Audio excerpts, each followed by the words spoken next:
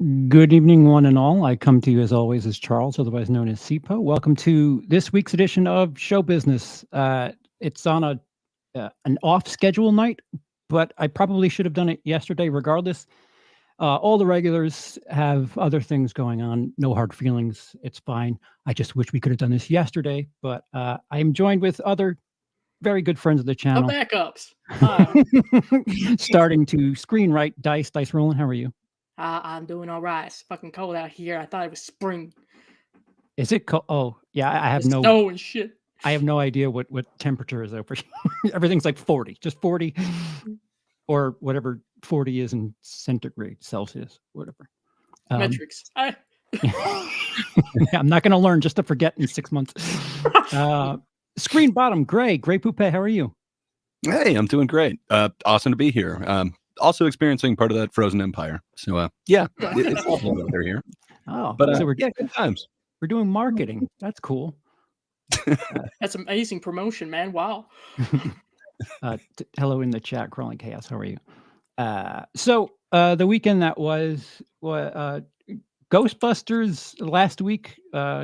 Myself, Lindsay, Sean, and Cody were discussing how strong it would do, and it, for all intents and purposes, Ghostbusters: Frozen Empire, as far as the franchise is concerned, it did all right.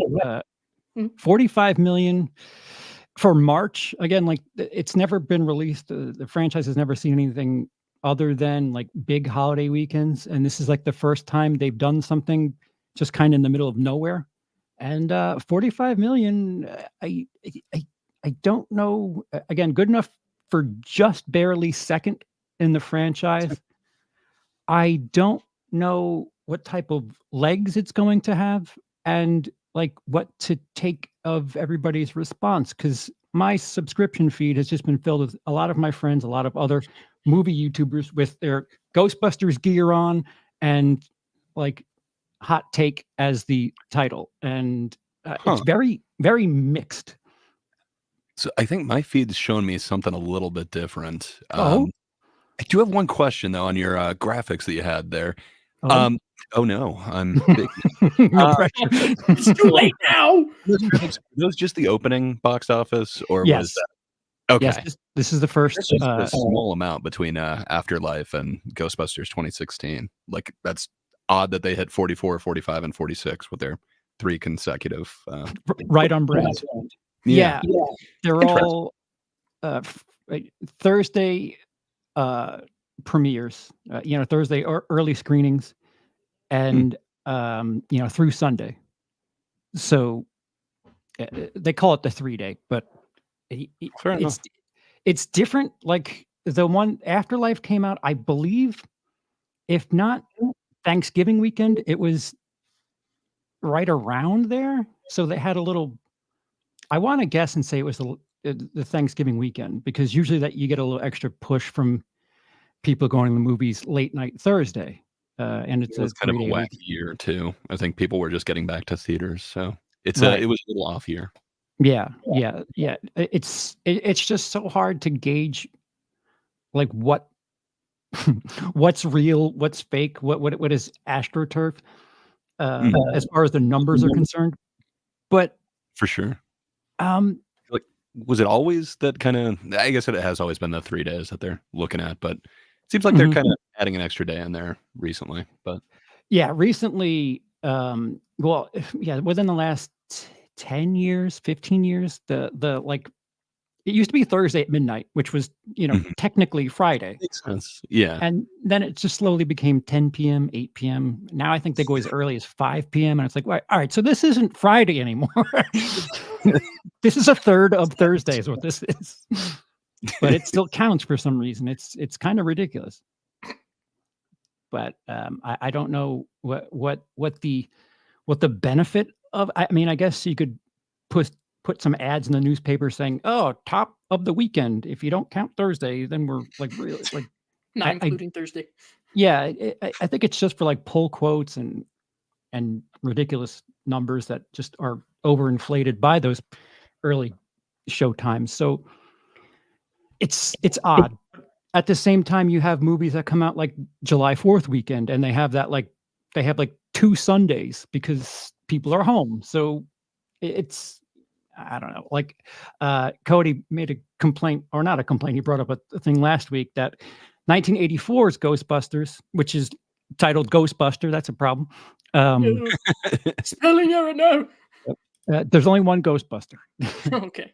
That's not adjusted for inflation. That's got to be at least 30 plus million. So True. it could be much higher. But for as much as I want to say that there's a heavy following for Ghostbusters, like nothing really says that. Like it's not like a Star Wars. It's not Marvel. It's certainly not Marvel. Like it just doesn't have this fan base that, it just needs a lot of Ghostbusters content. It seemed like the cartoon was a big deal when I was little. For sure. And the hype, like that's just a really neat green drink. It's a lot of Bring back merchandise. Ecto, goddammit. You had to have the Ecto Cooler. I never did. Bring it back so I can, goddammit. Yeah. You're probably better without it. It wasn't that great, but it was a juice box that had Slimer on it. It was great. Yeah. Sugar. Hey. Yeah. I miss sugar. If there's anything I miss, it's good old corn syrup. That's for certain. But like 2016 seemed to like rejuvenate something in the internet, and it just seems to be like hatred. Like, oh, we can hate something other than Star Wars. Here's blah. And I don't know if that's a good representation of all of the attention. Is it a sub-only chat? Yes, it is a sub-only chat. Sorry, Nikki. It's for your defense. Trust me. Having kind of recently gone back and revisited Ghostbusters 2016, I don't know, man. Like, oh wow, I'm big again. Paul Feig tried something weird with that movie. I don't know, like if you just look at the pacing, like the way that they cut the original versus that, they just let scenes play on a lot longer. He's letting kind of improv things happen. It just, I don't know. It doesn't feel like it had like that same snappiness and like that same, I don't know, lightning in a bottle that was the first Ghostbusters. I don't know. It hits like a different type of movie. I just wish they had kind of not used the branding of it and just gone with their own thing. It might have been okay, but I don't know. It's uniquely bad kind of compared to the other ones. It made me actually like the second one so much more, which I don't know. I hadn't really liked the second one, but I don't know. I think you're right. Like people have just started to hate movies since 2016, and I don't know if it was just we all got into this weird thing, but No, we didn't. definitely. I don't Interesting remember year, like, so many hate 2016. videos before then, but I don't know. It's hard to defend that movie. I kind of tried to watch it and tried to look for the good. I like the director. I like a lot of the actors. So I was really hoping, maybe I gave it an unfair shake, but it really doesn't hold up. I'm not a big fan of that one. Yeah. I mean, I forgot who said it. Ghostbusters 2, 2016, and to a certain degree, Afterlife are all like remakes of each other. They all follow the same beat to a certain regard. But the 1984 Ghostbusters was like a funny thriller. Like it had that horror tone to it, where I think it was Red Letter Media that did their 2016 Ghostbusters video, where like there's no room for the visuals, the content to breathe, where it's just like here's jokes. Like they're constantly riffing and nothing has any room to breathe. And it's just so like everything's hitting you in the face. And she's like, can you let the visuals play just a little bit? But it's certainly a different movie. But I think that's the problem with something that isn't that great and people kind of rebel is, I don't know. Going back and watching 2016, I haven't watched it in a while, but it's not worth anything. Like it's not worth hate. It's certainly not worth praise, in my opinion. But it's just like one of those. All right, why are we making a big deal about this? This like, it's woke.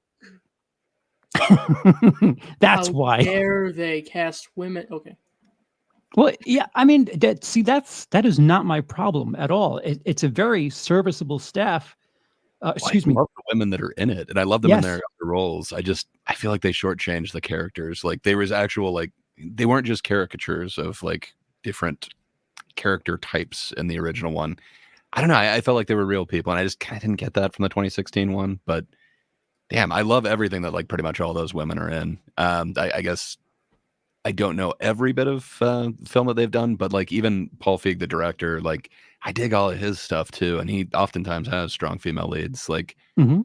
that's not what turned me off in that movie, but you'd think that that was the biggest crime from kind of how the internet has put it in a lot of those videos that came up since then. But I don't know.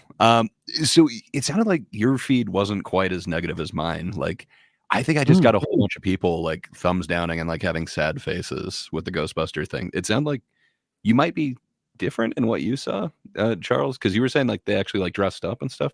Nobody was that enthusiastic in my feed, apparently. So it might just be that I'm Oh. looking at pessimistic stuff. So here's the joke part of of me talking about fellow YouTubers. It seems like if you have a decent enough audience, you've got to have some sort of merch element. You have to have the outfit. Love you, Sean. Love you, Cody. Love you, Rudy. I think Rudy had the ghost tracker thing where it was like you had to have props in your thumbnail, and Shit. and a certain amount of them, like again, I don't watch reviews if I plan on watching the movie and I haven't seen the movie. I think Cody and the subtitle of his thumbnail was empty, and I forget. Like that pretty much tells you he wasn't too impressed. Rudy, it certainly seemed like he wasn't happy. I don't know what Sean's was based on his thumbnail. There was somebody that Emily follows. Is it Phalis? Oh yeah, Phalis. That rings a bell.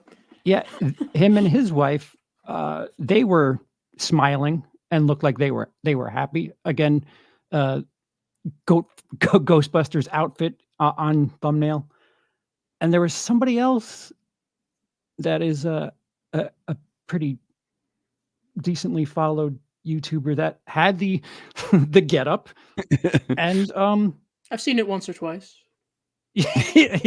and they said, a heartwarming return, and it's like, all right, so this one's really all over the place, and I don't know what, like, I almost prefer it to be like that, like just kind of like the way opinions are. There's Everybody's all hope.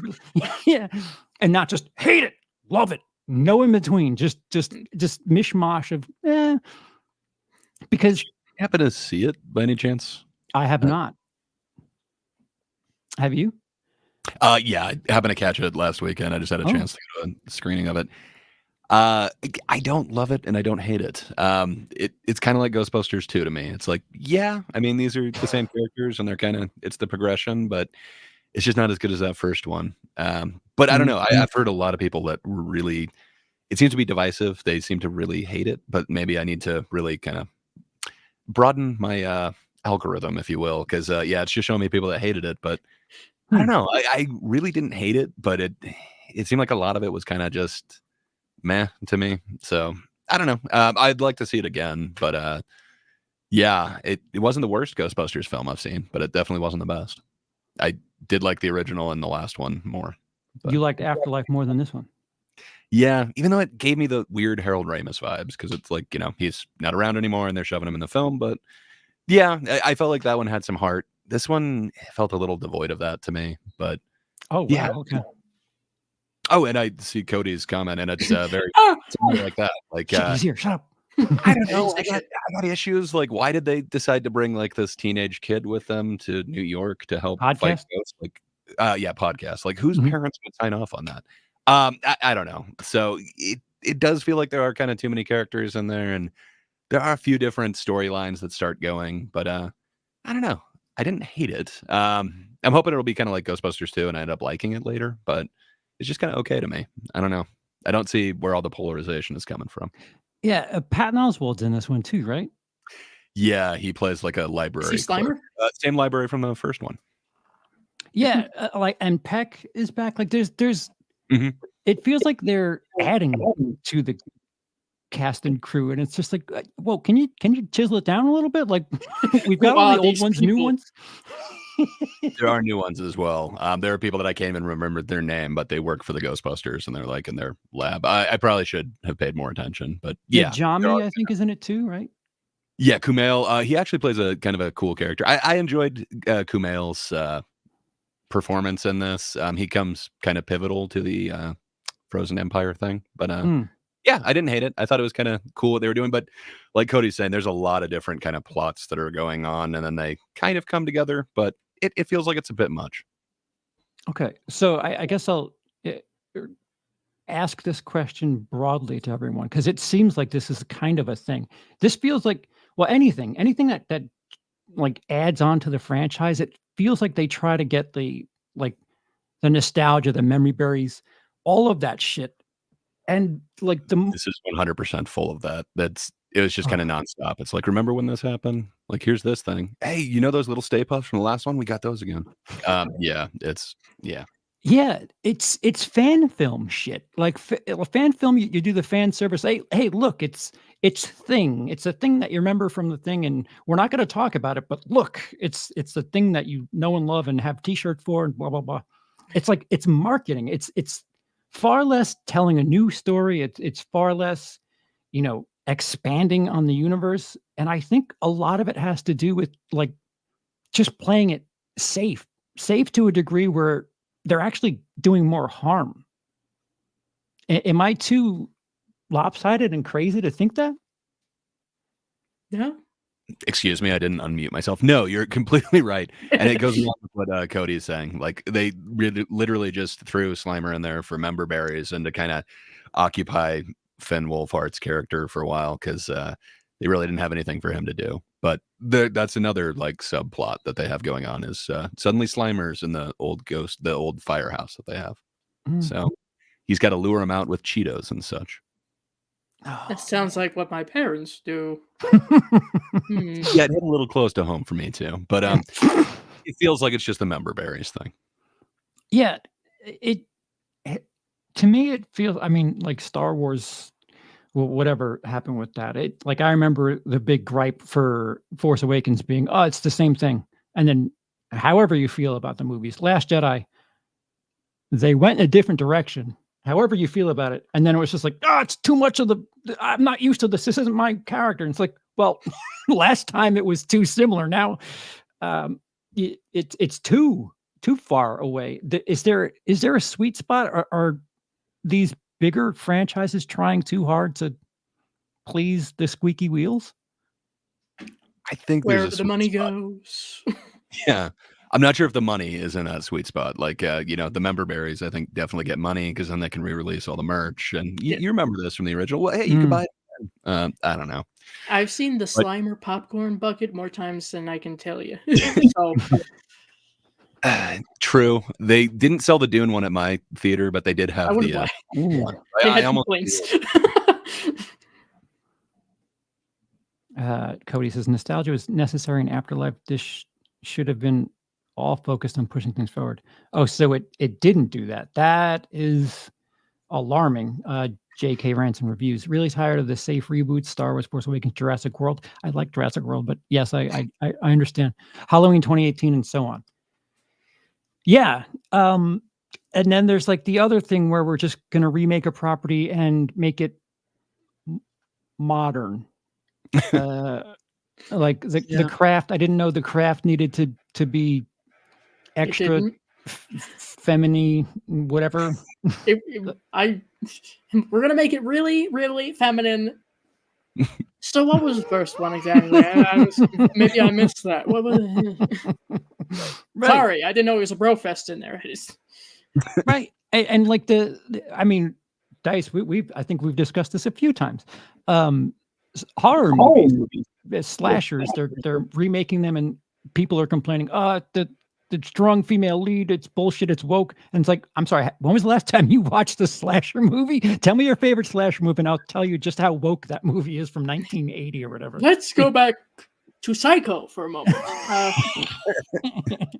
And then I'll lead you from there. Come on. Yeah, it's so odd. Like, Black Christmas, Mhm. that's one of, I mean, the modern slasher, so to speak. Psycho was a touch different. It kind of broke the door down. Fair enough. Yeah, and Black Christmas was strong female. I mean, it had Roe v. Wade content in that movie in '74, although that was right when that was passed. Um, Cody says people who overuse the word woke need to go back to sleep. Yeah, yeah. I'm sorry. I think I've said it 3 times already. I'm tired. Uh, but I'm tired. they redid Black Christmas in 2019, and Emily, who is again doesn't identify as a straight woman, hated the movie, wanted to leave in 10 minutes. So what, like, nobody's like, they're trying to do so many different things and make like these Twitter people happy, and they're like doing none of it. They think they know what everybody wants, and they don't. Right. It's just like fueling. I'm sorry. There's a severe disconnect. Yeah.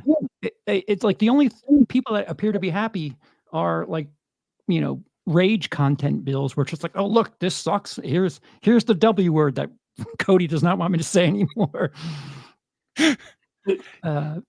JK says woke by definition is a good thing. It's the lazy and or pandering writing that people are very sick of. Yeah, I don't disagree with that. How you define it, because if it is like waking up to like injustice, like hell yeah, like why wouldn't you want that? But I don't know, people are kind of calling anything modern like now that's woke, so I don't know, it kind of depends on what they're saying, but yeah. Emily famously hates Die Hard, and Cody cries inside every time he hears it. Every time she says it out loud somewhere, Cody's like, How can you not like the Nakatomi Plaza? Dude, It is just so amazing. Like, dude, come on, that's Christmas movie hands down. She does EFAP shit. She's like, these cops are not believable. I'm like, the cops? What do you mean the cops? That's Carl. Come on.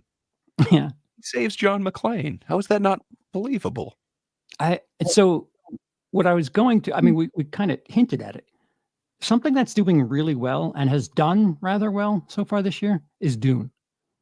And that's a movie, I don't know what the fuck, who's pleased with that? Like what social group are you pleasing with that movie? Because it just seems like it's a decent story and it's continuing. The dystopian teen novel reader grew up. YA novels.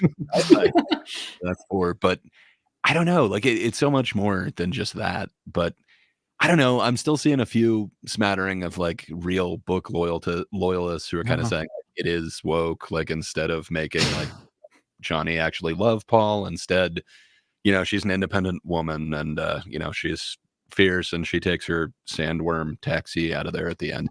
I don't know. I really like it. I guess I understand what they're saying, but I also understand why he made the changes that he made. Like Frank Herbert said that this was supposed to be like a world of equality, but kind of the way that he portrayed the women, they were, not to spoil too much, but both the mother and then Shawnee would be in kind of a subservient, lesser position at the end of the novel. So he didn't really want that. He wanted to show them in a different position. So fair enough. I understand why he kind of put the Bene Gesserits more forefront, and then why he chose Shawnee as kind of the voice of dissent or not necessarily blind belief. So it makes sense to me. But yeah, I guess there are a few people calling that woke too. So he wants communism in his movies. No. But I don't know. It's just a masterpiece. Like visually, audio, like everything in there. I wish Walken wasn't in it, but other than that, like I don't know. The film's definitely got legs. Yeah, it clearly, like it has not. I mean, it's either been in first or second. So it's this weekend is the interesting one because, hey, another franchise movie. Get ready for. But can you stand up to the Kong? He's got a glove now. A glove. It's a power glove. Oh, Godzilla v Kong, the new empire. A bunch of empires coming out back to back, and Kong has the Infinity Gauntlet. What? I don't know how to gauge this movie because again, a movie that I have yet to see. Godzilla -1, which is Japanese language. I think this kind of plays into my Dune situation where I think people are just tired of shit they know. I mean, it's stupid me saying that with both Dune and Godzilla, but enough of the stop making toy friendly shit that is this massive budget that you can advertise to everyone. How about you treat kids like kids and adults like adults, and show them that you can make a decent film that can still make money if you make a good enough film. But I don't know how to properly gauge cotton candy on screen here. This time the monkey gets a glove, and they didn't even show you. There's a baby monkey coming too. I can't remember his name, but yeah, good times. It wasn't okay. This coming from someone who knows fuck all about King Kong or Godzilla. Isn't it essentially in this one that the old King Kong dies? So this isn't even technically the King Kong? That's not a spoiler. That was in the trailer. Everybody calm down. I mean, he's a Kong. I think he might just lose his arm or something, and then I don't know. I think the glove is necessary as opposed to just accessory in this one. But so he's got to get the time.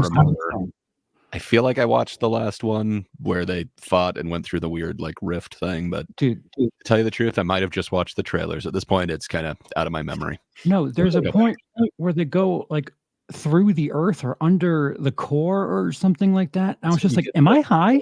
Or whatever. What was that? I think that's how you get to whatever the magical Skull Island or whatever. I can't remember. Now I think I'm just combining two of the King Kong ones, but yeah, they all kind of blur in my mind. I think this will be eye candy, but I don't know. I don't think that's what they were going to Godzilla -1 for. I think the reason why that hit so hard is because there was actually a story element that's going in this, and I've heard nothing about the story in this where anyone's impressed, where I just kept hearing rumors that Godzilla -1, you're actually going to want to check this out. But, and of course, that's the one taking forever. It is Prince Kong. Yeah, I'm dying to see it. Can they release it on home media so that I don't have to bug my uncle? Get to it. Make some sales off the purchases. Although I think there's some sort of thing with Godzilla where they don't want to compete with their own IP, and it's just but it's not your IP. It's what? If you don't want to compete, why are you competing in the theaters with it? What? Explain it to me so I'm understanding. I just want to see the popcorn bucket for that one. Yeah, I'm assuming it in the glove, but if I'm wrong, I no, they're missing an opportunity. Mm. Yeah, I don't know if it's hard to generalize, but I don't think big FX movies, or should I say CGI movies, are what they're not bankable. Just consider 50 million. We got it because we did this big display of CGI. I don't think that's bankable the way it used to be. And bring back the actual giant lizards and apes, please. Yeah, or the man and it's time we the go man in the Godzilla outfit. Yes, yes, bring that back. See how many people come to the theater. I think it would work. Okay. So would you consider Dune a giant special effects thing, or since they're kind of blended in a little bit more, would you not consider that kind of the same type of deal? I think they blended in, but it's another thing where if you go 10 minutes without some sort of set piece, some crazy FX work or CGI, I think that's old school. Pacing seems to be in the age of TikTok. Everybody's I need explosions, and just watch now. Yeah, just watch any Fast and Furious movie where it's all right, we're gonna blow up with a nuke. We're gonna blow up the Vatican with a nuke, and it's the first act. That should be your closer. Where do you go from there? I mean, really go to space, right? Exactly, man. It's just what? Yeah, I don't know. I'm just wondering because with Dune, for instance, they shot it on digital and then they went ahead and printed it to film and then scanned it back as digital. And because they did that, they got so many artifacts on there that really kind of hide a lot of the effects, where I don't see them doing anything like that with any of these high budget Kong, for instance. I doubt they went to those lengths to this. It's really expensive and laborious to do that process, but it really made for almost seamless looking effects. Parts of those worms looked very real to me, but which part? I don't know. I got Well, mainly when he's writing it, but there was a practical worm that he was on, so maybe it's just that. But I don't know.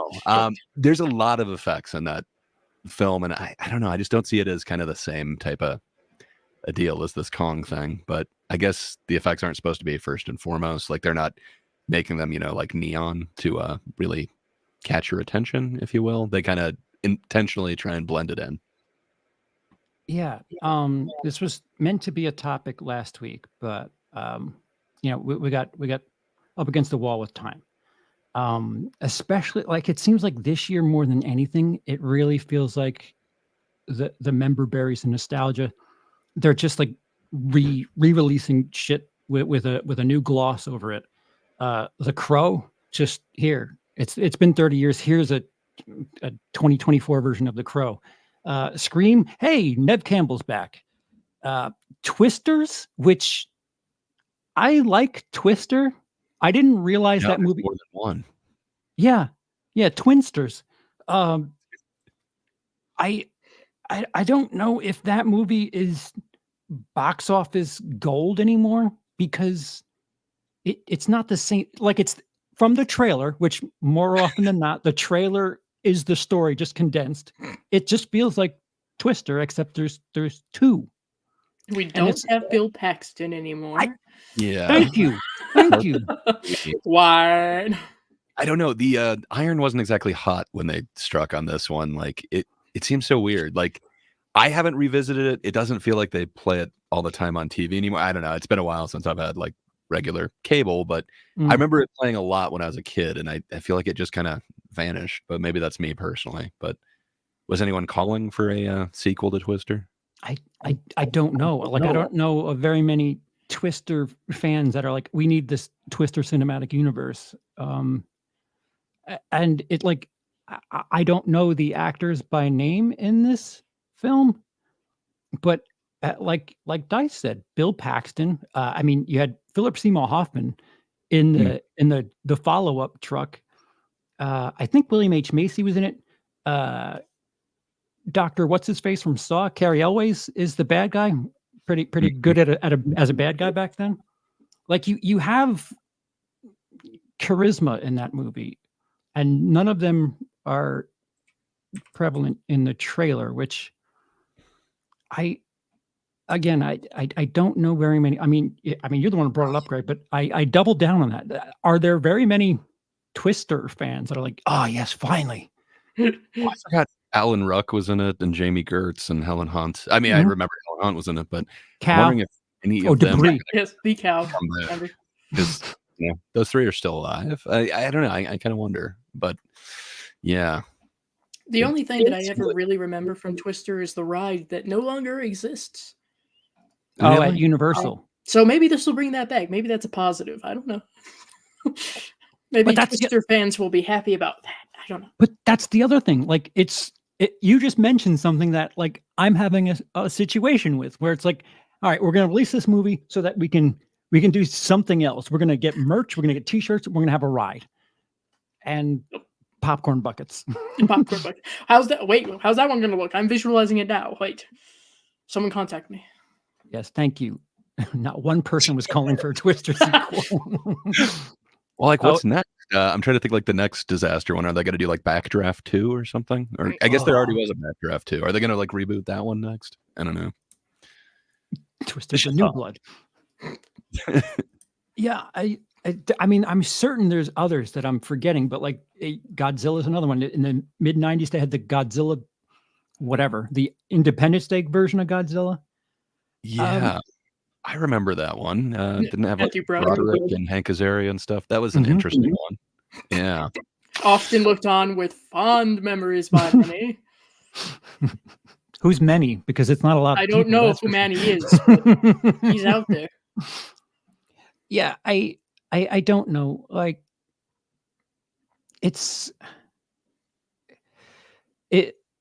do people, if they want something different, need to I like incentivize studios and go to something that you wouldn't normally pay for in a theater just to let studios know, hey, listen, we're kind of tired of the same shit. Might be good. I just One example that I saw, I don't pay entirely too much attention to numbers. But one that I really liked so far from this year is Lisa Frankenstein. That, yes, is based on previous IPs, but Mhm. it's new. It's original. It's not based off of a whole franchise. And that did not as well as I thought it would have. Like, there were people who do follow those numbers a lot closer who were saying, okay, listen, when this movie comes out to streaming, which is really, really soon, I believe, you've got to show up. Because if you want new stuff, this is it. Yeah. And So, I think that one's going to be a cult hit. yes. Yeah, I know. There's a lot of people that I saw that were kind of bashing it, and it's like, I think you're kind of missing the point. And yeah, it's supposed to kind of look like a Tim Burton film, but I'm really excited to see what Zelda Williams does next. For this being like her first one, yeah, I think there's some really iconic, awesome stuff that she did in this one. That's Robin's daughter, for the record. Mhm. Robin Williams' daughter. Yeah, Yep. And Diablo Cody. Right. yeah, true. Yeah. Yeah, it wouldn't hurt when you have somebody like that actually penning the screenplay. But So it's I guess with that worldwide. one, it's supposed to be a lot more like hard R, and I guess Zelda came in with kind of a PG-13 like way to film it that would be a little bit more acceptable. Yeah. So some of that changed, but I guess they filmed it kind of both ways. So Yeah, that's what I had heard. And I'm wondering, pre-order for the physical copy is up now. I know. But I wonder, they say deleted scenes are going to be included, and I have to wonder if there's a chance that they might include some of the more R-rated scenes, Mhm. or if there You would would hope. be an R-rated re-release of the movie. I don't know. Depending on how much attention it gets, perhaps.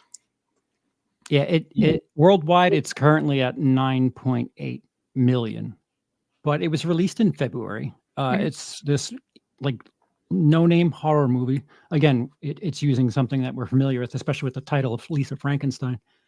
But horror is something that a lot of people prefer to watch home, or that genre is.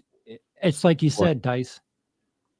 Go I was on, going to Greg. say old ones kind of generally on release, they don't have a lot of legs, but it's kind of that more once people get it, they kind of spread it. So I'm hoping that's going to happen with this one because it really feels like this would be like perfect at like slumber parties and stuff. Yeah. But, very good for a double feature with like Jennifer's Body, Warm Bodies, Sweetie Todd, and maybe Sweetie Todd, and Edward Scissorhands. We'll try that. Yeah, it's like the thing with horror content. I would say 6 out of 10, they usually they're all right waiting and watching it at home, or very nice family member of their uncle maybe gets them a copy for whatever A gift. early screening. Yes, their uncles are very kind and they happen to watch it early. But when the time comes, they really need to show their support because it's horror more than any other genre. Like the support needs to really show itself because it's a very interesting community. For sure. Entertaining. Physical media is just amazing. So any way that you can support them with that, it does you the favor and helps them out. But Right. yeah, I just had a horror story where I bought a lifetime membership to this. They give you like audio, video elements to help like making stuff. Yeah, that lasted all of like 2 years, and then apparently the guy died. So lifetime membership over. So yeah, just it kind of was only his lifetime. Yeah, apparently it was his. I wasn't counting on that. I thought I had a couple years left, but yeah, I wouldn't be surprised if some of these streaming services just kind of go. So yeah, try and get as much physical as you can. Yeah, a goldfish's lifetime. That was the lifetime of that. Hey, my parents can sympathize. They once bought like a Hollywood Video lifetime membership. A couple years later, gone. Oh, that's yeah. All right, so I don't know how to gauge this, but Godzilla versus Kong: The New Empire. Hello. It's going up against Argyle numbers. one more time. Do you think it can do better than Argyle numbers? I think, but it's funny you bring it up. with the competition, it's I don't know what the hell to figure out with Ghostbusters. Dune just kind of is taking its time and going away. So I don't know. It's 18 million. I mean, well, it's silly to say that, but yeah, it's probably going to do 18 at least. But if it doesn't open in first place, I wouldn't be shocked. Like it's another movie where I'm like, are people really desperate for more of this shit? I mean, Sandworms. I think they were wanting a good Godzilla movie, and I think they got one. They got it. Do they want another one that goes back to the old style? I don't know. You're right. So I don't know. The timing kind of sucks, and I guess that's one thing that I wanted to bring up when you were talking about the woke. Well, not woke, but like movies that seem to have like some sort of messaging in them that everyone's calling woke. Could it just be a fact that it takes so long to get a movie made? So like everything that they're putting into the script, it takes quite a few years to actually go through production and then get made. Could they just be behind the ball on all this stuff where, it's just because of how long it takes to do anything that these messages seem so out of date? Possibly, but like what they're proactively throwing money into is just like proven. Like, so, all right, this worked 30 years ago. Let's just rejuvenate that franchise, because the big. I think we discussed this on Thinkers a couple of weeks back. People made a big stink about a Run Hide Fight because it was a Daily Wire movie, and Ben Shapiro's Run Hide Fight. That movie they just bought. That movie? Yeah, they just bought that movie. No, it's fine. That's the punchline. Ben Shapiro bought the finished product and put it on his platform. So whatever you think about that movie, it wasn't there. Like it's silly. But that's the case with everything else. The A24X, I think they bought that as well, and that's now our franchise.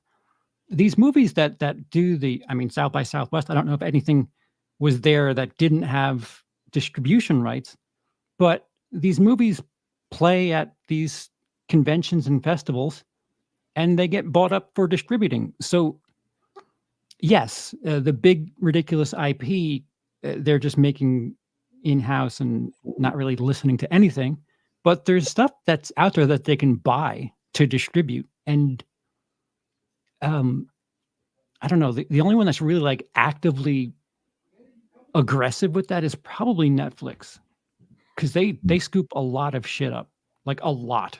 And of course they do a bit of everything. They dump money to things and then they just, all right, we'll have that. That'll look good on our platform. They have stuff now too. They're trying to expand their platform too. I'm sorry. They're doing a bunch of live stuff too. Like Cat Williams is going to do a live comedy special soon, and I know they're trying out a couple different sports things on there. So I don't know. They're trying to move on, but I don't. Well, also canceling shows. True, sadly. Yes, Cody. The Daily Wire movie was fine. It's Die Hard on a school shooting. I also kind of dug their next one, which was like this weird superheroes trying to be what's his name now? Wes Anderson like movie. It had Carrie Elvis. It wasn't horrible. It wasn't great. Like it was kind of nothing to write home about, but it wasn't a terrible movie. Well, that's the problem.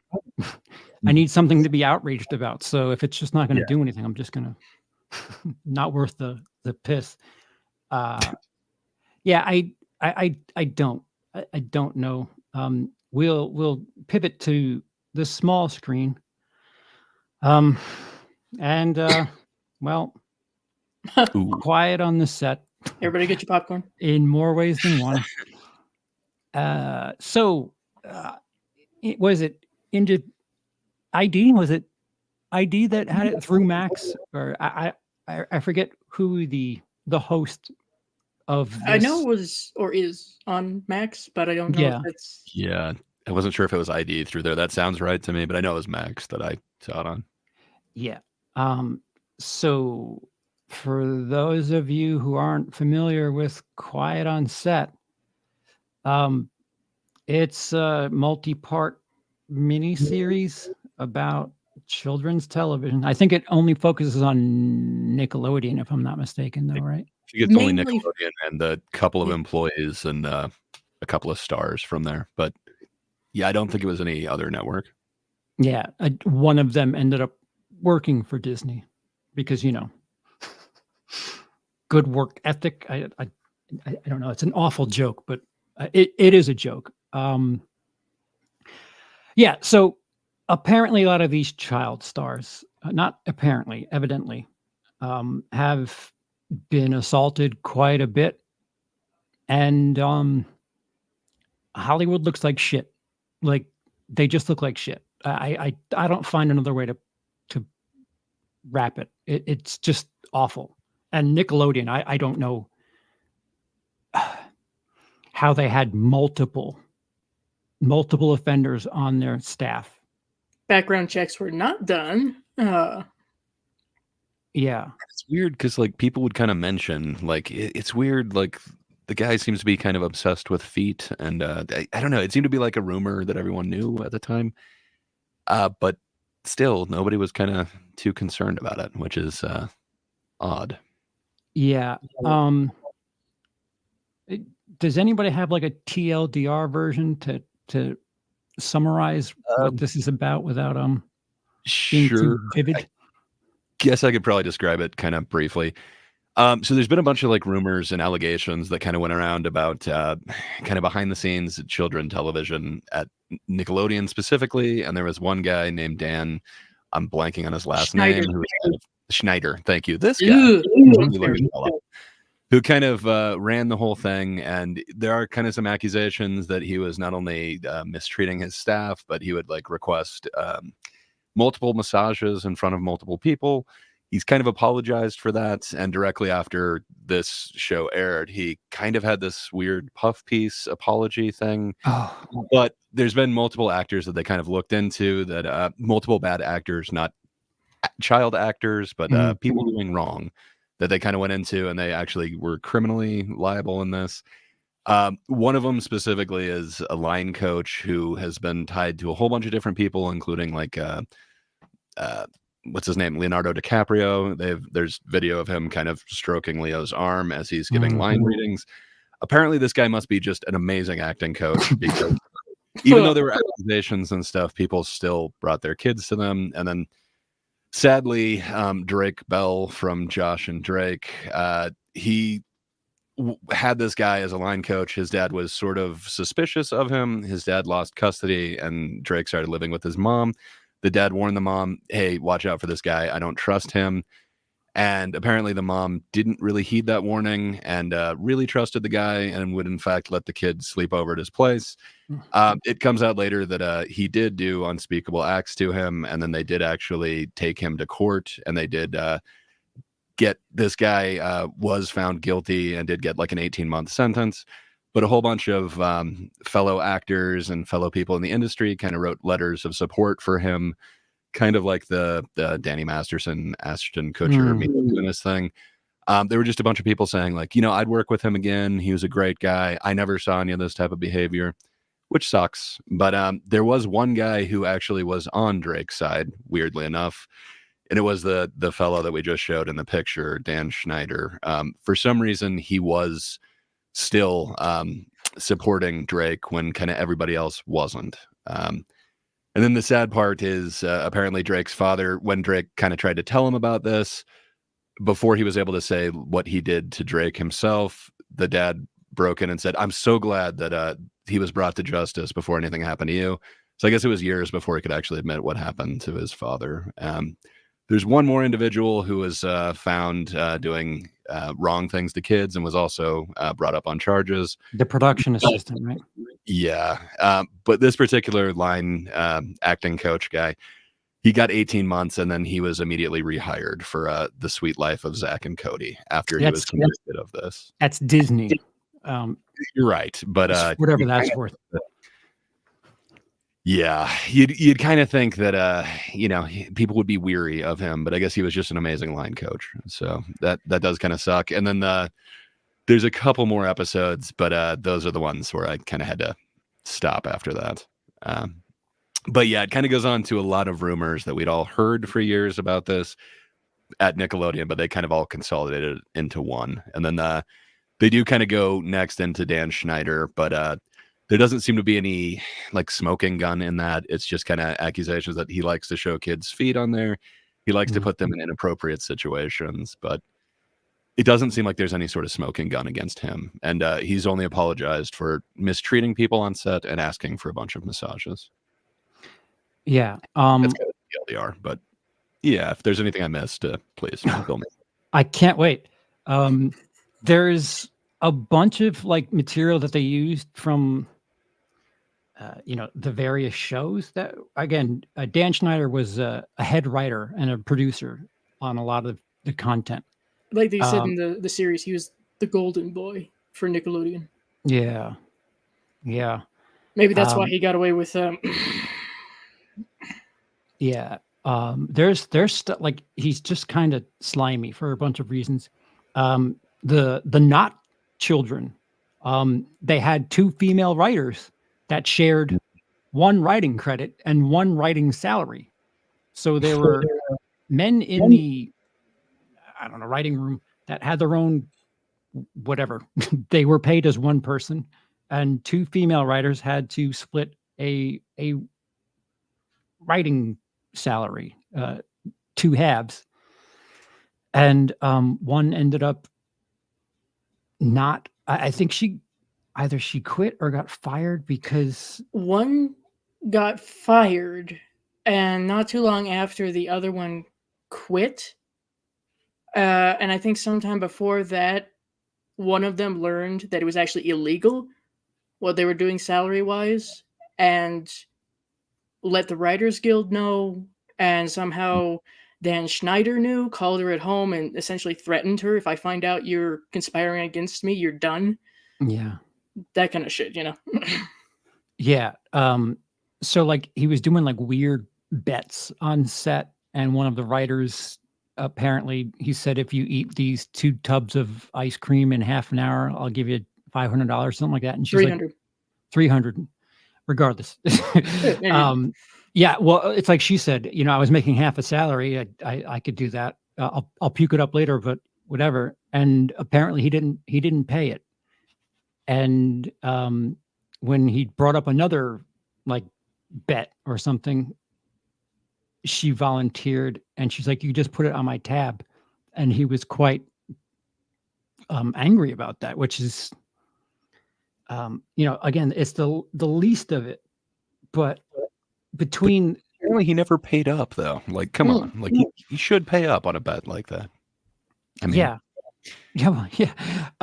it's just weird how I don't know. Like, is there a hierarchy of scum? Because at least HW over at Miramax, like he would set some of his favorite actresses up with gigs. And here this Dan Schneider guy was not paying people and doing a whole bunch of cake and eat it too stuff. And they were showing clips. Again, I might be just a little too old for that generation of Nickelodeon, but there was that boy who he had the Nickelodeon, the nose outfit.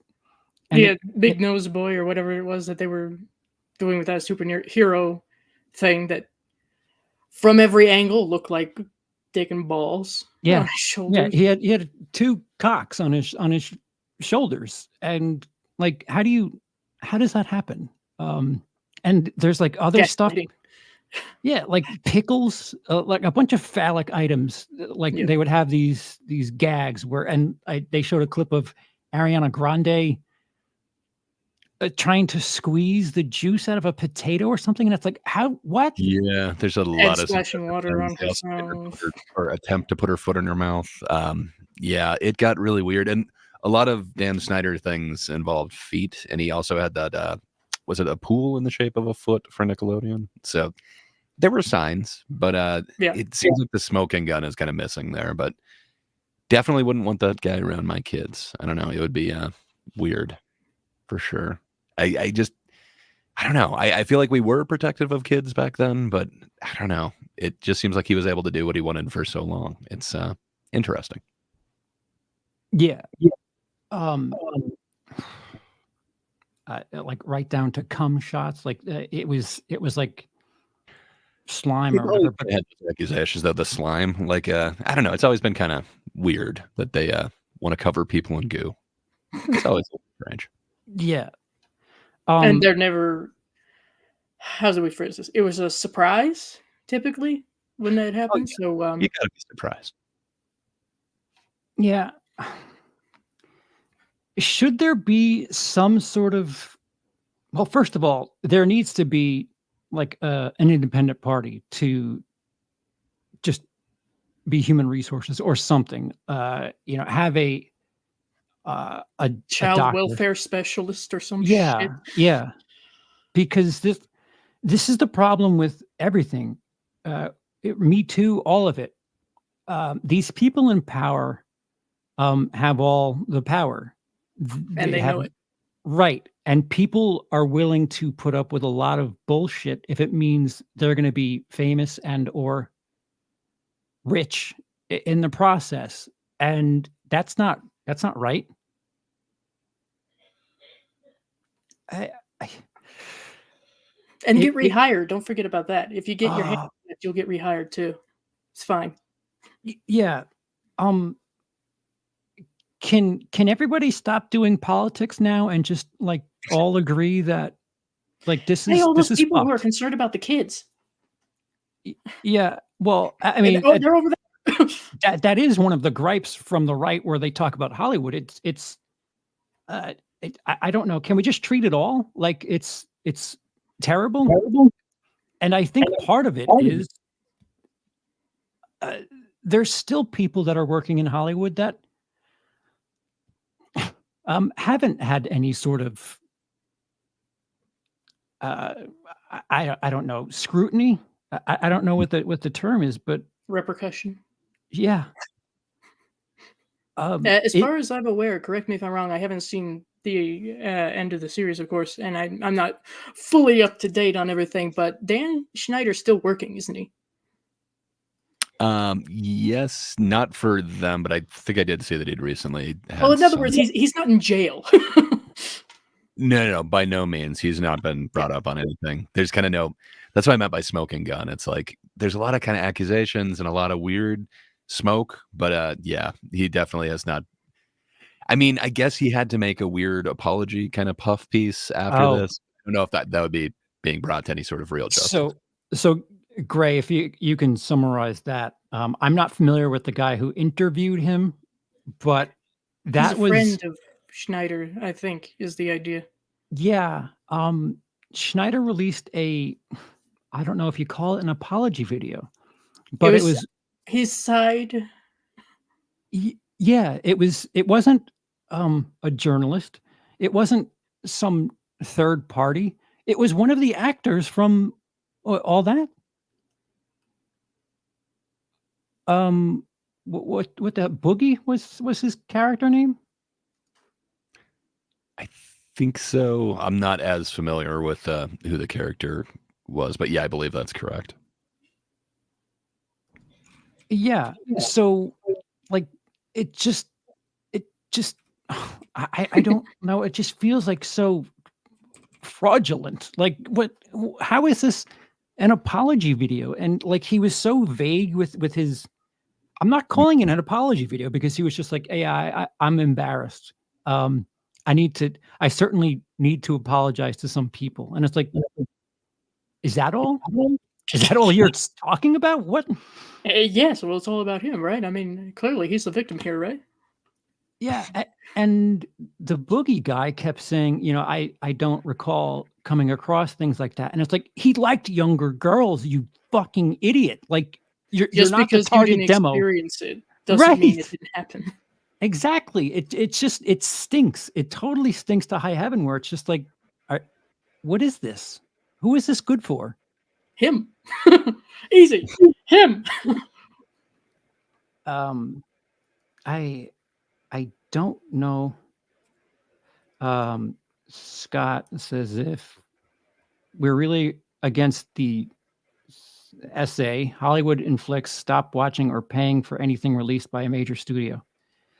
Yeah, that's one way to go. too. Like, I don't know. I think Hollywood is kind of a seedy place, but I don't know that like Polanski films are necessarily like mainstream these days, or even like a Woody Allen type film.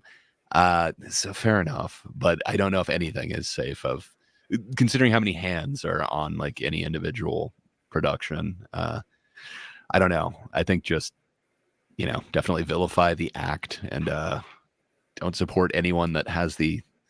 I don't know. I guess it would suck to blacklist somebody for allegations, but it seems like there's so much smoke in this case. But I guess I don't know exactly what crime he would be committing. Just it seems wrong. I wouldn't have him in charge of children's television. I've said it before. I'll say it again. We need to prioritize mental health. How about treat that with the respect it deserves? I don't know. I might be crazy here, but maybe we could screen that shit and be like, oh, this person shouldn't be around kids. Period. Shouldn't be around weapons. All of that. How about we just cover it all? Politicians, all of it. Just, hey, mass wipe, and we'll get rid of all the, well, not all the junk, but it would be a step in the right direction, and everybody could shut the hell up about right wing, left wing. Just how about all people that mess with kids suck, and we need to do something about it. It's not your. I don't care what your politics are. What do you like doing with kids? Okay, we're going to go over here. This is Officer so and so, and if they submit a resume, I think a big red blaring sign should happen. Yeah, an alarm goes off. I mean, you can't work at McDonald's if you smoke pot, but if you get arrested for SA, welcome to Disney. How does that work? What is wrong with these? Really good at helping with line readings. I don't know. Like, it seems really strange that you couldn't find anybody else who's good at that. Like, I don't know. Yeah, it seems like it's such a twisted system of, somebody could be accused, arrested, convicted of it, and then they're still allowed around children. Like, Right. and I don't know. It does kind of seem like, after the conviction, maybe then you should be blackbarred from dealing with kids directly. But I don't know. Maybe Ben. we'll think about it. I do, and this, I have to say, really just fucking blew my mind when I was watching episode 2, I believe. One of the child actors at the time for all that, I guess there was a barbecue or something at Brian Peck's house, and the kids, the parents were there, but he noticed something in one of the rooms of this guy's house, and it was a painting. Looked weird, just kind of stood out, and Brian Peck flips it around. He's really proud of this. He flips it around. It's something from your friend John Wayne Gacy. Yeah, there's a red flag, and the kid knew it. He was trying to bring his sound paintings as well. Yes, and it was a self painting from him, and this Brian Peck guy had literal stacks of letters and photos from John Wayne Gacy because he became a pen pal of his, and he had them in the bedside table, and he was very proud of this, showing it off to the kids and the parents, and nobody really thought too much of it, apparently. That's like so many different. Again, mental health. Can we put some focus on that? Let people know about the red flags. Yeah, the hyper glamorization of convicts, killers, especially considering who Gacy was convicted of killing and of what was found. That's alarming. Like tenfold. I think. I don't know. I think a lot of these companies that expect children to work for them don't really think of it as, hey, I'm responsible. I should be an extension of a parent, a guardian. I just have an employee that happens to be young and has to leave set after 4 hours because those damn labor laws. It's more than that. like There was someone, I forget who exactly it was, but they phrased it very, very well. It might have been the journalist that they had in episode 1. But paraphrasing what she said was essentially, when you have a situation like this where kids are your employees, so to speak, you need to create an environment where the most vulnerable of that group looks at you, the most powerful, and does not hesitate to come to you and say, I'm not comfortable with this. That was not this environment. well, is there any this is such a stupid question because I don't know if there's a right answer, but is there a solution to get rid of that? I'll forego some of my social issues, some of my morals, if it means not rocking the boat and maintaining fame or money or some of that. Is there some sort of something to incentivize doing the right thing? As ridiculous as that sounds. I don't know. It kind of seems like they're looking for somebody who's going to play along with whatever, and they're looking for easygoing parents who are willing to kind of let their kid be in whatever situation they need to be for this production. So I don't know. I think anytime you have like the incentivization of like getting a role at the end of it, sadly, like when you get like a bidding war type deal, like with a house, like people are willing to wave, red flags and what they would want in like purchasing a property. Pretty sure for getting something like, the lead role in something, maybe you would let your kid kind of be in a little bit more unsavory of a situation. Like it is kind of a norm for the kids or for the parents to not be in any of the auditions, right? Like it's generally just the showrunners and the actual actor. I don't know. Maybe that should not be normalized. I'm not sure.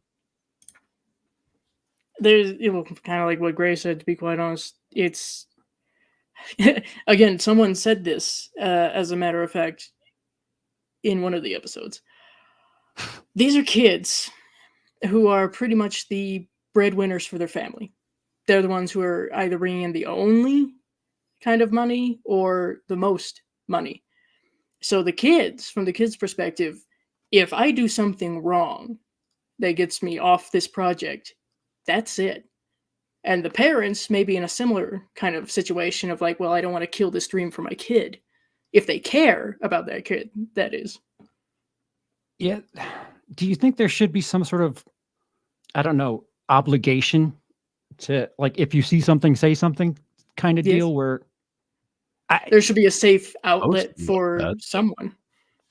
Right. I mean, these rumors were going around for quite a while. Like I'm nowhere near involved with Nickelodeon, and I'd heard like a lot of these before. So I don't know. People were saying something, but it was like behind the back. It wasn't to anybody who could actually do anything, which is sad. But yeah, I think like mandatory reporting would be great.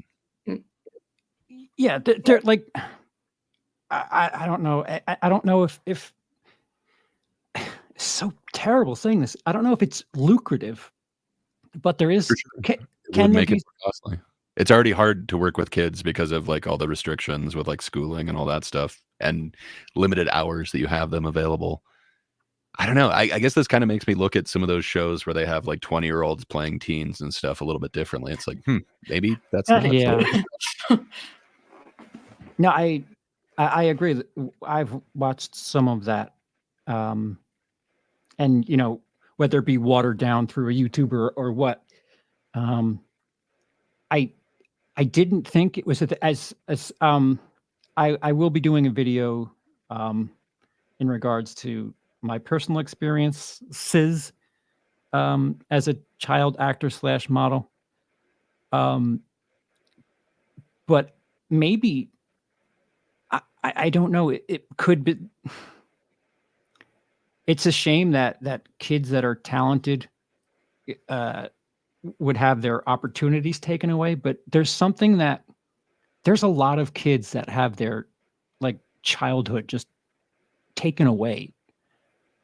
And I don't know if getting the lingo, like the phony smiling, like there's clips of what's her name? She just got devastated from this guy. She was close with him. Amanda Bynes? Yes. Yes, there was clips of her like doing stand-up at age like 8. And she had that very what I would call like a Hollywood phony thing where it was just like very performative, and it was just like, why is this kid like that? Like she was signing autographs and like telling somebody to relax through a smile. And like the fact that a kid knew to do the phony smile thing, it was just like, oh, that's Conditioned. yeah. It's just not right. It's not natural.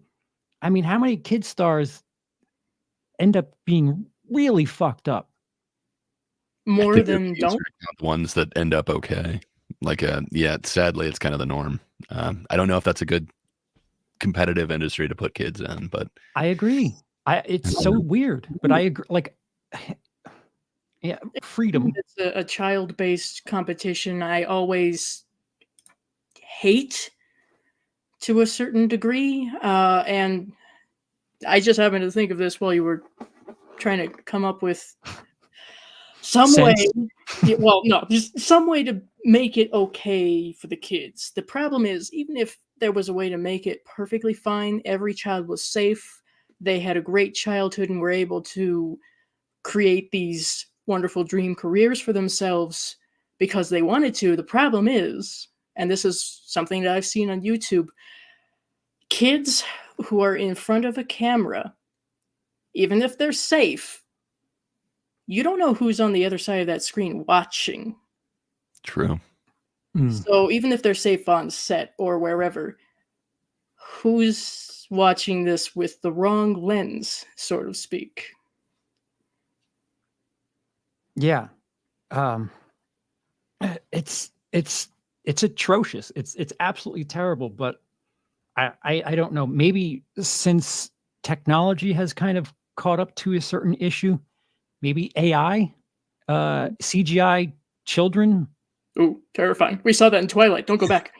Well, I mean, like, if you want to do like a shorter 18-year-old and de-age them, I don't know. But it seems like it's catering to the pieces of shit that are in power, and not the other way around. It's just like, what? How? Well, first of all, why is nothing being done? Money. Yeah. That's I guess that's the long and short of it is money. Looking for the next cash cow that won't complain, essentially. Sadly, yeah. Yeah. I don't know. Like, Me Too, it had something that followed it. Do you guys think that this might do something? I mean, like I said, my thing isn't. Go ahead, Gray.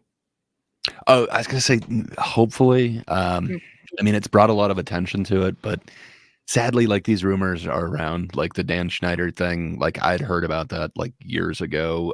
I've seen different kind of clips of different things, like, hey, this is really sketchy behavior, but at least it was all compiled into one thing, and it seemed to, at least light the internet on fire for a few days. So hopefully, I hope this had more impact than it did before, because sadly, this is one of the larger cases of this happening, but it's not the only one. Sadly, anytime where someone's choosing with kids, I think the potential for somebody to be a bad actor there is pretty bad. You're kind of parading a bunch of kids around, trying to get them chosen by this person. I think you're asking for something kind of bad to happen there.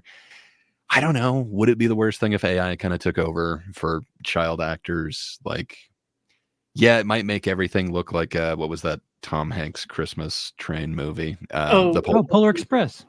It might give us like some weird uncanny valley vibes, but I don't know if it protects children. Like, it might be worth it. Also, if you're using like kind of 20-year-olds, like adults as, like teens, I don't know. Wasn't the chick who'd Melissa Joan Hart, wasn't she like 30 or something when she was playing Clarissa or Sabrina or whatever? Like, I don't know. There's some actresses that can pull it off, some actors, but some have very young faces. Yeah, I don't know. Maybe there's ways to kind of do that. At least it would be safer for kids, but I don't know. I couldn't tell you that, she didn't have a messed up existence being in Hollywood as well. So I don't know. I don't know if there's any way to kind of get around it. You're asking the kid to kind of dress up and be selected. That's going to be tough on them no matter what. Well, plus there's the other thing of like 30 somethings writing comedy for 10-year-olds. Like, that is a little weird. The Disney Channel exists. I guess Nickelodeon isn't so big anymore. Like, I don't think they do shows like that anymore. I could be wrong, but I guess we did just have Good Burger 2, the movie, but not as many kids involved, I don't think. I don't know. I would assume it's like Dumb and Dumber 2. I didn't actually catch it myself, but yeah. They're just older now.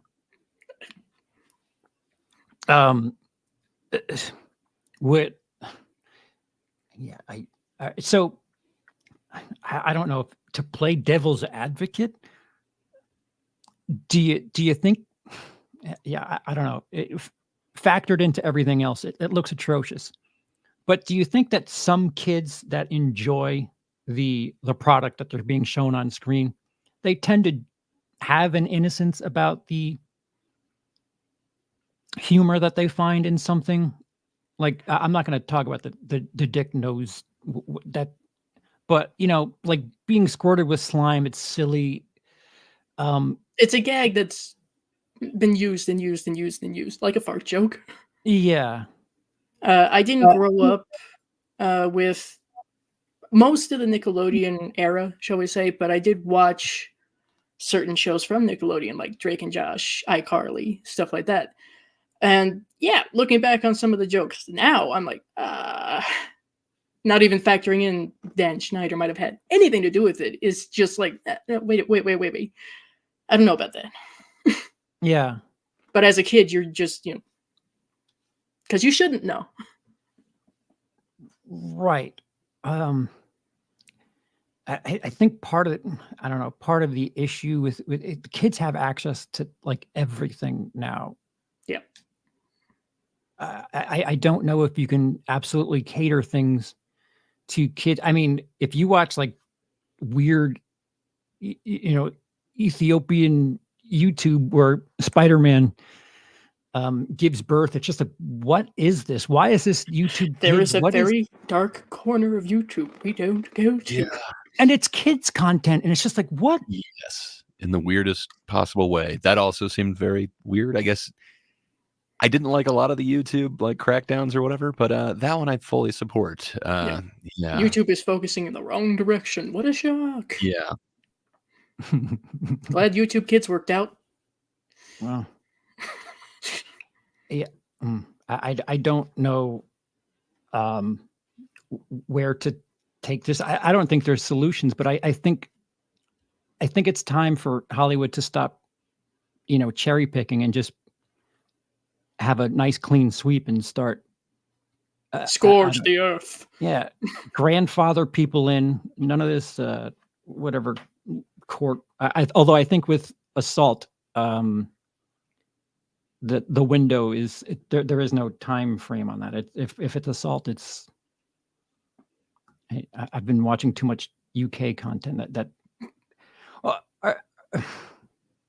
I can't complete thoughts for a number of reasons.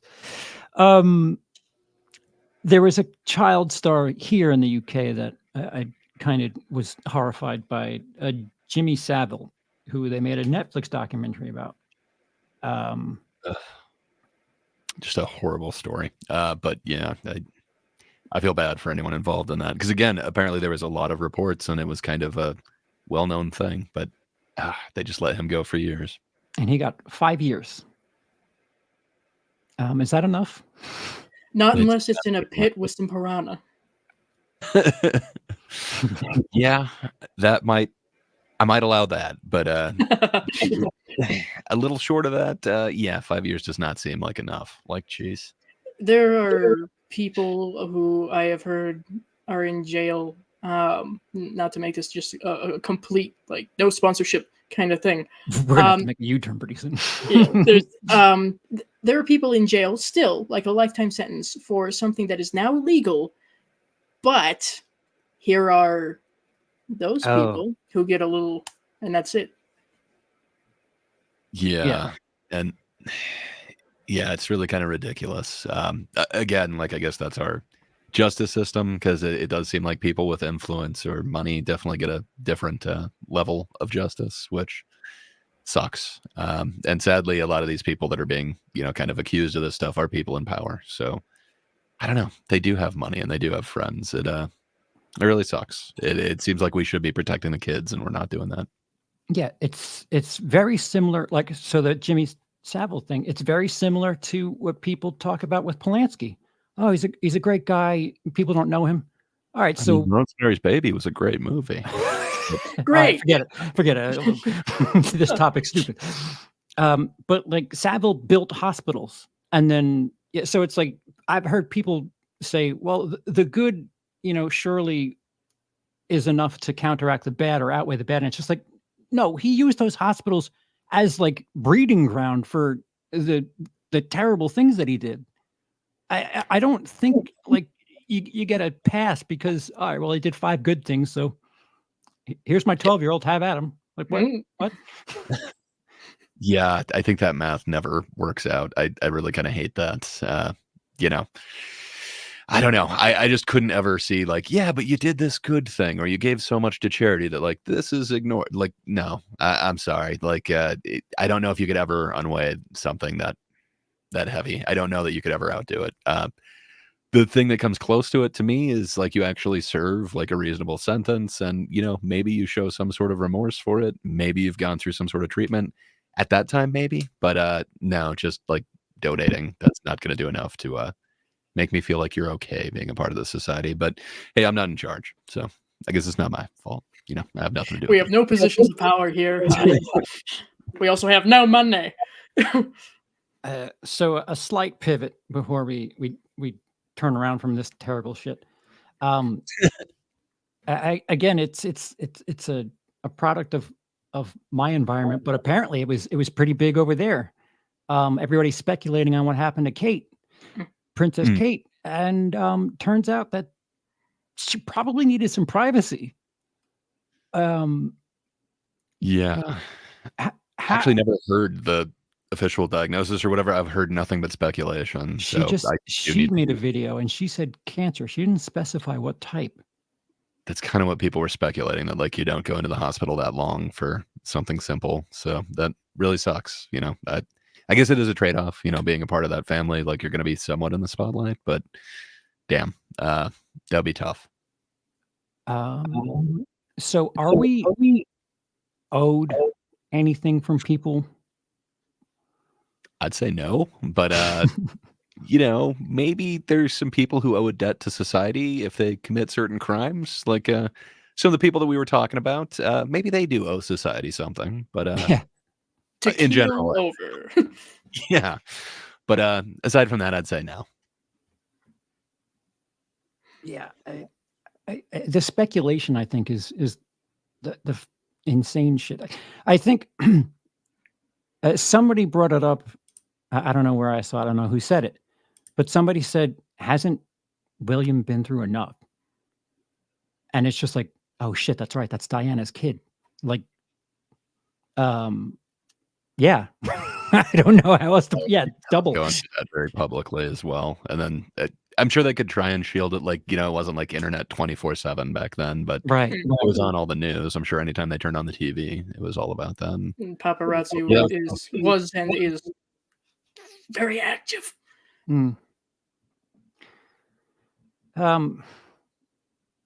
Should somebody have some sort of rights in public, whether it be film or pictures or something? Basic human decent rights, perhaps some morality. That may counteract the First Amendment, though. Oh, no.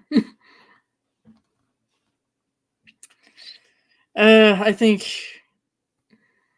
it's a very odd little position because technically speaking, if we want to get very, very, very, very technical and throw away a lot of popularity, we're in the public spotlight technically as well. Would I want to be absolutely hounded by people with cameras or notepads or whatever all the time? Fuck no. Get the fuck out of here.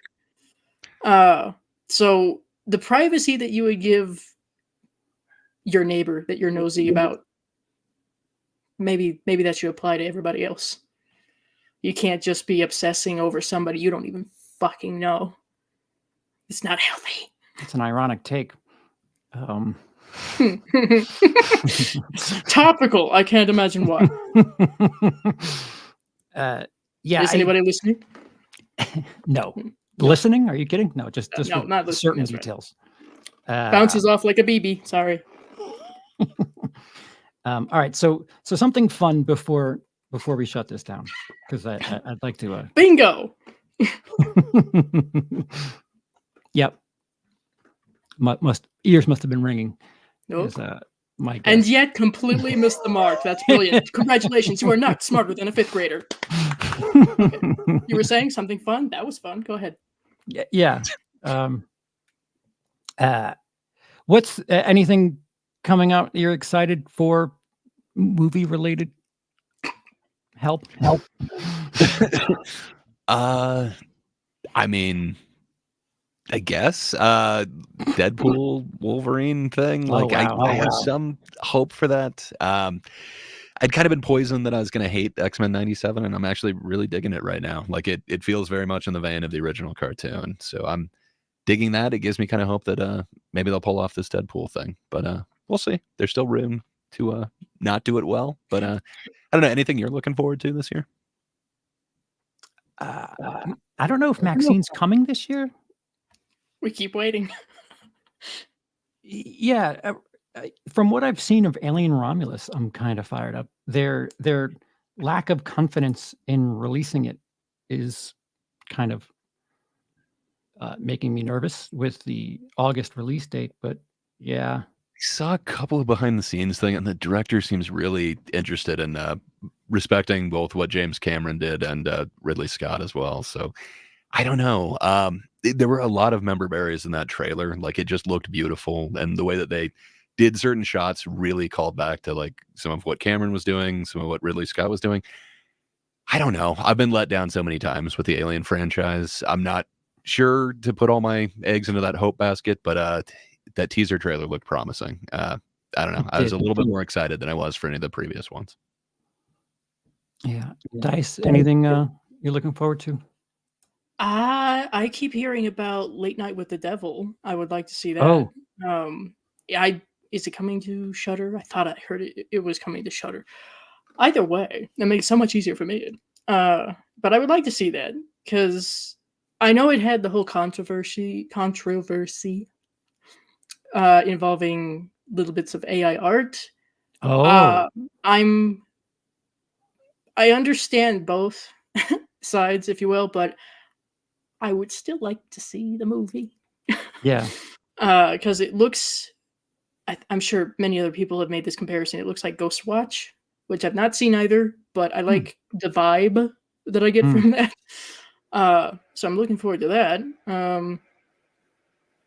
I'm not sure about anything else. Maxine, like you said? Yeah, maybe? Fair. At least we washed the palate a little bit. Troy, member for 17 months. Thank you so much. Seen the new Attell special. Watching after this. Where is it? I'm unfamiliar. I can't remember where Attell launched it. I knew it was coming out soon, but I actually didn't realize it was already out. That's awesome. I love me some Dave Attell. It looks like it is Netflix from what I see. Yeah, cross buns today. That I have access to. Yes, that I'll be sure to take in. Dice, what do you have coming up on the old Dice Rolling channel? Oh, let's see. I still have my review for the Company of Wolves and Facts video follow-up for that. I've got a couple of guests for the next episode for Brain Mucus, and working that out. I'm thinking early April is when that will happen. I need to get more watch parties going on. Now that we've figured out, as I keep saying, the whole Jackbox thing, which also, Gray, I keep forgetting to mention. Thank you for your assistance on that. That hopefully will be a more regular thing with everybody. Oh, there was an episode of Podcast in the Woods that came out today, I think, where I was invited on to talk about The Thing. So there's also that. Many various things, nothing really big or spectacular so far, but we're working on things. Awesome. And thank you for being here in a pinch. I have nothing if not the backup. The B Great. team. You're right. Oh, yes. Not the A team, the B team, maybe the C team. I don't know. I don't have too much going on. I should have some videos dropping soon on my channel. But yeah, check me and Charles usually out on that darn Kidda's channel every Thursday morning for the Thinkers. So yeah, that's about the only other thing I got going on. But what about you, Charles? What do you got going on this week? What should people be looking forward to? To get back to the miserable subject, so you brought up the Thinkers. Great. Last week, I kind of had an epiphany, and I really kind of went off on my therapist. If you'd like to see the the birth of something that happened with me, and a confession that I didn't even realize was in my memory bank, there's far more than just that. But it's a good preparation for the video that I will have edited and I don't know, not so brain scrambled-y, and it's on topic with the whole Nickelodeon thing. I'm fine. I wasn't essayed or anything, but it's kind of relevant. I'll be talking about that. Patrons saw the script for the Who Would Like That episode of Angst. I have the outline script ready for that. Just traversing how to make jokes, if to make jokes, because that film is based on true events. And I don't know how to, I've never had a Who Would Like That where it's straight copied from a true event. Not the funnest thing ever. Funnest, there's a word. But there's that. And also patrons got a sneak peek as to what's happening with Autop Stream in the near future. So fun stuff, and with fun stuff. But yeah, thank you everyone for being here. Thank you to those in the chat for being so active. Thank all you the to feedback is greatly appreciated. Love that we're here. Kisses, darling, kisses. See you tonight. You guys are incredible. Comment down below. Let me know what you're looking for in 2024. And until next time, thank you to Gray. Thank you to Dice. Thank you to everybody in the chat. And thank you to members and so on. We'll see you next time. Thank you, sir.